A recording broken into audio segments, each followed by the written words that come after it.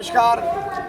आज आपलं नेतृत्व इथे बालाजी पाटील चाकूरकर साहेब यांचे काका माननीय माजी गृहमंत्री चाकूरकर साहेब यांचं हे बालाजी पाटील साहेबांना समजून मी त्यांनी थोडंसं एक पाय या प्रशिक्षणार्थ्यासाठी आणि दुसरं लक्ष त्यांचं घरच्या काकांसाठी होतं।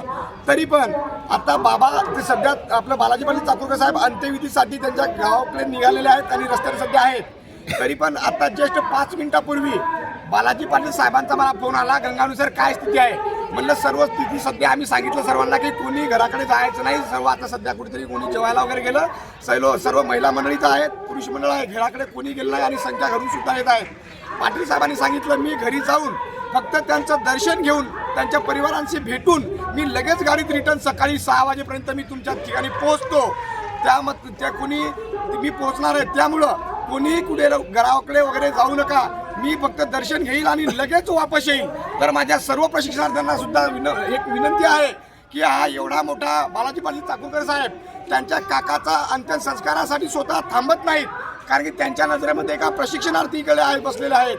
त्यांच्यासाठी ते घरच्या मौतसाठी जर सांगत नसतील तर माझ्या सर्व घरी बसणाऱ्या प्रशिक्षणार्थ्यांना विनंती आहे की तुम्ही उद्या 9 वाजेपर्यंत जेवढ्या जास्तीत जास्त संख्येने इथं येता येईल, उद्या आपलं लोटांगण आंदोलन आहे, त्यासाठी जास्तीत जास्त संख्येने उद्या 9 वाजेपर्यंत नागपुरी अधिवेशनास्थळी पोचावं असं मी सर्व महाराष्ट्रातील 36 जिल्ह्यांना विनंती करतो।